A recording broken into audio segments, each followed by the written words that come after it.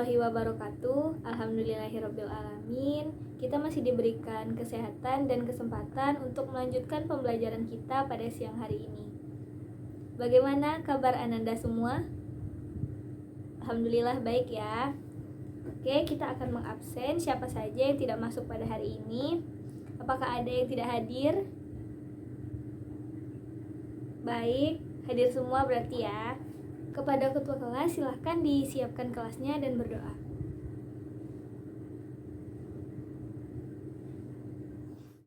Oke, langsung saja kita akan membahas materi yang selanjutnya, yaitu induksi elektromagnetik.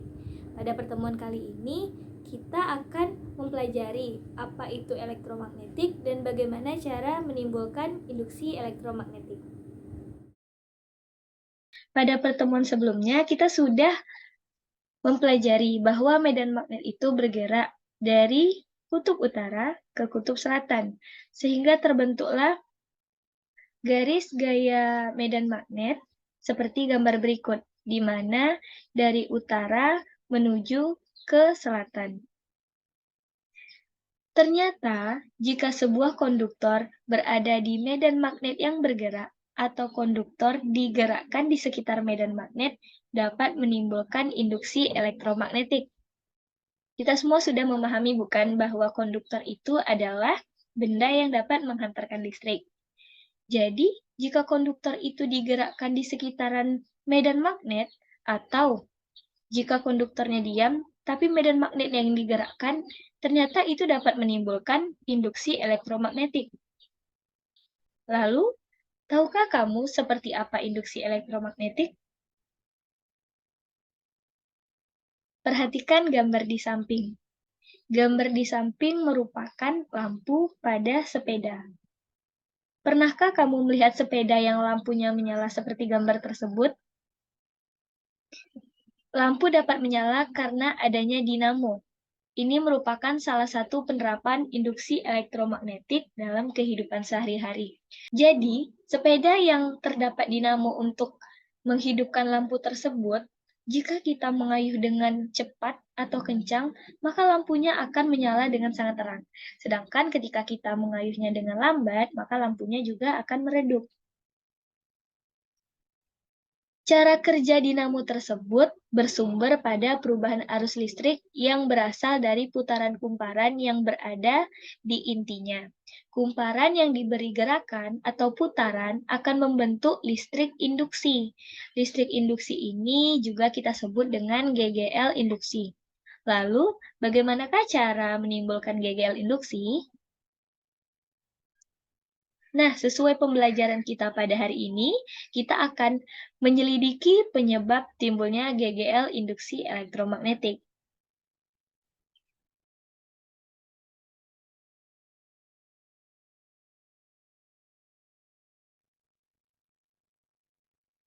Kita akan menyelidiki penyebab timbulnya GGL induksi elektromagnetik ini dengan melakukan eksperimen sederhana. Alat dan bahan yang kita perlukan adalah kita menggunakan satu buah project board, satu buah basic meter atau galvanometer, sepasang kabel penghubung, 2 buah magnet, kumparan lilitan 500, dan juga kumparan dengan lilitan 1000. Susunlah alat dan bahan seperti gambar berikut.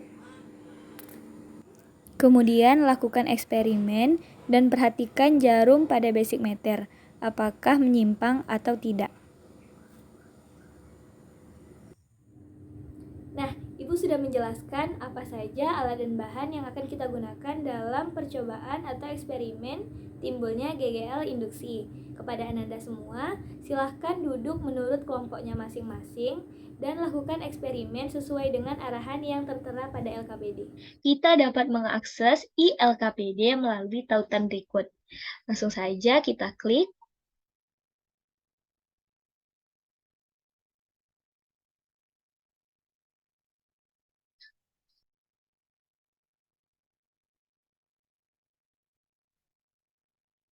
Di LKPD ini sudah tersedia di website Live Worksheet. Jadi kita bisa mengaksesnya kapan saja dan di mana saja, asalkan kita memiliki tautan untuk bisa membuka LKPD ini. Ini merupakan LKPD timbulnya GGL induksi.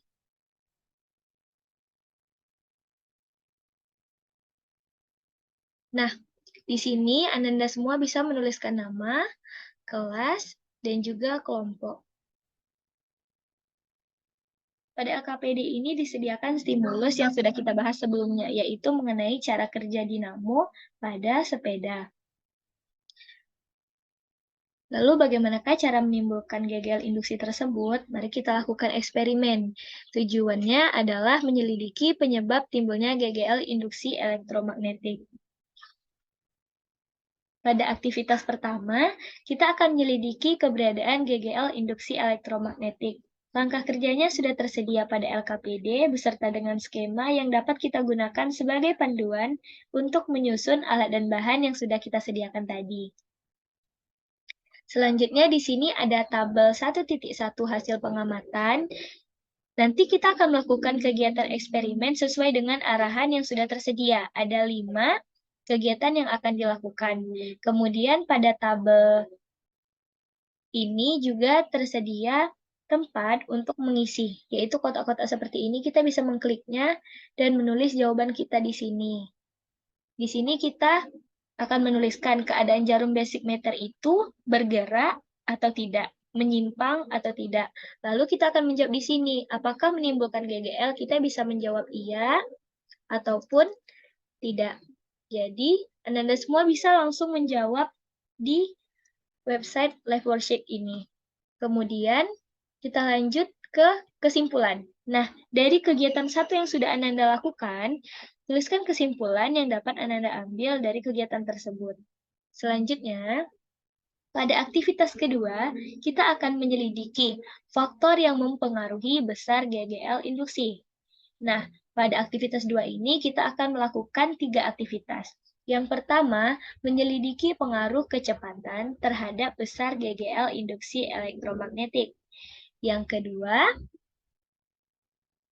menyelidiki faktor yang mempengaruhi besar GGL induksi elektromagnetik yang dipengaruhi oleh jumlah lilitan. Dan yang ketiga, kita akan menyelidiki pengaruh dari jumlah magnet terhadap besar GGL induksi elektromagnetik. Untuk masing-masing pembagian kegiatan tadi, Ananda akan mengisi tabel pengamatan mengenai apakah variabel-variabel yang kita gunakan tadi mempengaruhi besar GGL induksi atau tidak. Kemudian Ananda bisa menjawab analisa dan menulis kesimpulan. Setelah LKPD ini Ananda selesaikan dengan melakukan eksperimen tadi, Ananda bisa menekan finish untuk mensubmit jawaban yang sudah Ananda buat.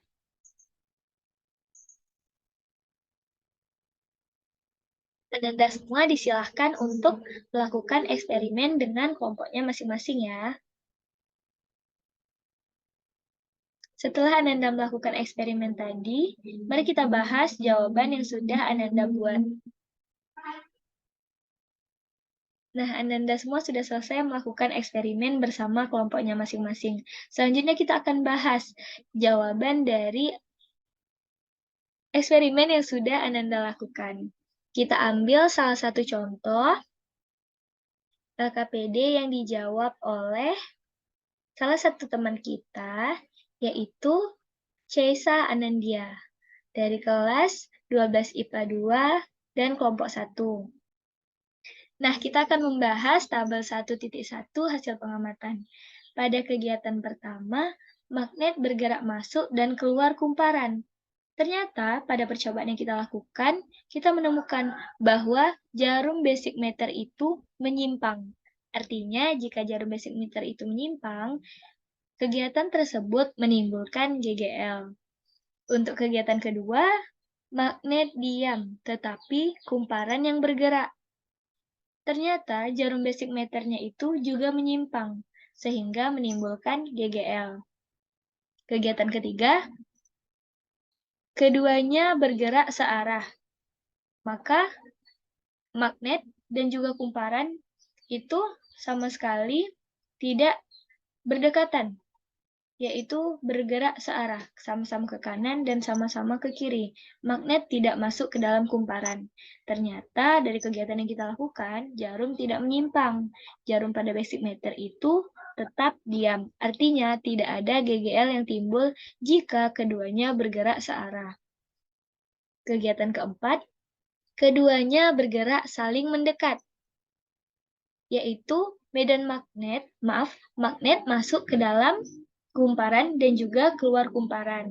Kita dapat hasilnya bahwa jarum basic meter itu menyimpang, artinya timbul GGL.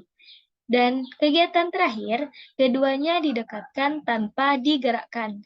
Jadi, magnet dan kumparan tersebut didekatkan, namun antara kumparan atau magnet tersebut tidak ada yang bergerak sama sekali. Dan ternyata jarum juga tidak menyimpang. Jarum basic meter tetap diam dan tidak menimbulkan GGL. Maka dari eksperimen yang kita lakukan, dapat disimpulkan bahwa GGL timbul dengan beberapa cara, yaitu magnet bergerak masuk atau keluar kumparan. Kemudian magnet diam, tetapi kumparannya yang bergerak, dan keduanya saling mendekat. Artinya, GGL itu timbul akibat gerakan relatif yang menyebabkan perubahan fluks. Ya, ini benar ya. Nah, selanjutnya kita bahas tabel 1.2 hasil pengamatan. Pada kegiatan ini, kita melihat pengaruh dari kecepatan gerak magnet. Jika kita menggerakkan magnet dengan kecepatan rendah, ternyata simpangan dari jarum basic meter itu kecil. Kemudian jika kita membuat kecepatan gerak magnet tadi sedikit lebih cepat daripada yang sebelumnya, simpangannya menjadi sedang atau lebih besar dari simpangan yang pertama tadi. Selanjutnya, jika kita menggerakkan magnet dengan kecepatan tinggi, ternyata besar simpangan basic meter itu juga semakin besar. Maka kita lakukan analisa. Untuk pertanyaan pertama, apakah yang terjadi jika kecepatan menggerak magnet itu ditambah? Nah, dari eksperimen yang kita lakukan, kita melihat bahwa simpangan jarum basic meter itu semakin besar jika kecepatannya juga kita perbesar. Selanjutnya, jadi apakah kecepatan menggerakkan magnet berpengaruh terhadap simpangan? Ya, pastinya. Dan bagaimana pengaruh tersebut? Maka pengaruhnya adalah semakin tinggi kecepatan kita menggerakkan magnet, maka simpangannya juga akan semakin besar. Besar simpangan ini menunjukkan bahwa timbulnya GGL itu terus meningkat ketika kecepatan magnet kita tambah. Selanjutnya, pada aktivitas 2 bagian B, kita akan melihat pengaruh jumlah lilitan pada kumparan. Pada tabel 1.3 hasil pengamatan, kita bisa melihat bahwa 500 lilitan itu menyebabkan simpangan pada jarum basic meter kecil. Dan 1000 lilitan pada kumparan, jika kita menggunakannya, maka simpangannya akan besar. Analisa yang dapat kita ambil dari kegiatan ini adalah apa yang terjadi jika lilitan ditambah, ternyata simpangan jarum basic meter itu semakin besar. Yang kedua, jadi apakah jumlah lilitan pada kumparan mempengaruhi besar simpangan? Iya, pastinya. Bagaimana pengaruh tersebut? Semakin banyak jumlah lilitan kumparan yang digunakan, maka simpangannya juga akan semakin besar.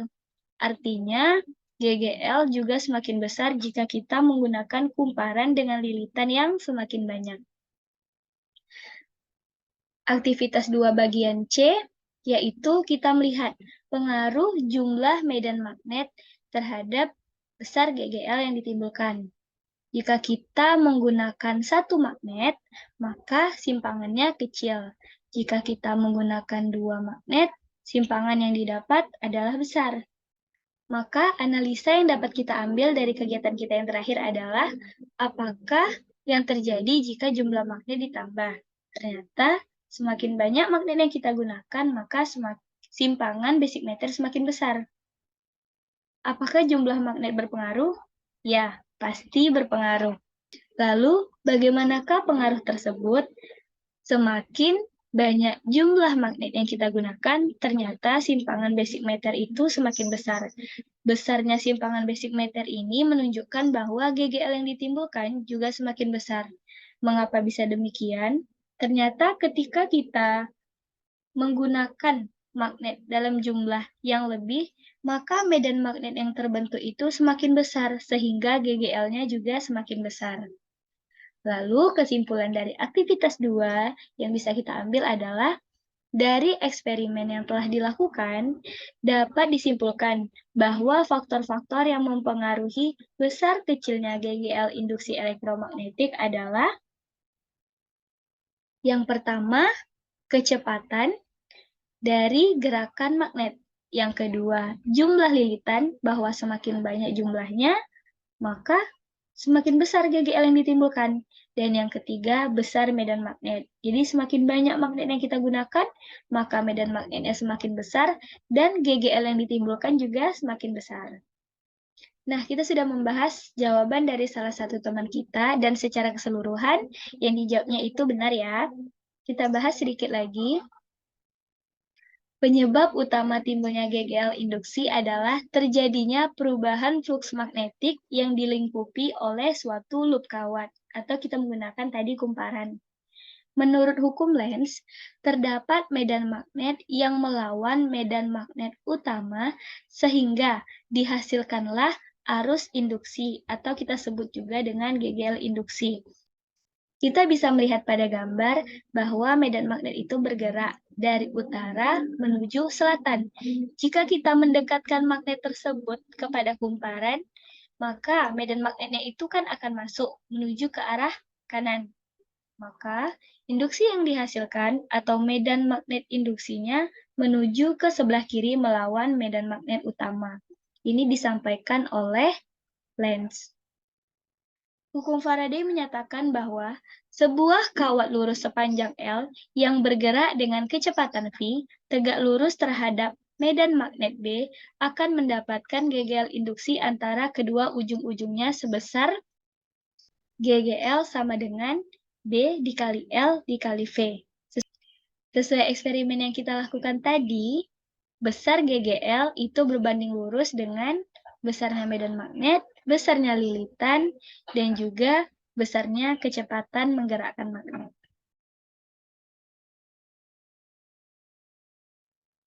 Secara keseluruhan, kesimpulan kita ambil pada pembelajaran hari ini adalah yang pertama, induksi elektromagnetik adalah gejala timbulnya arus listrik pada penghantar listrik akibat dari adanya perubahan medan magnet di sekitar penghantar.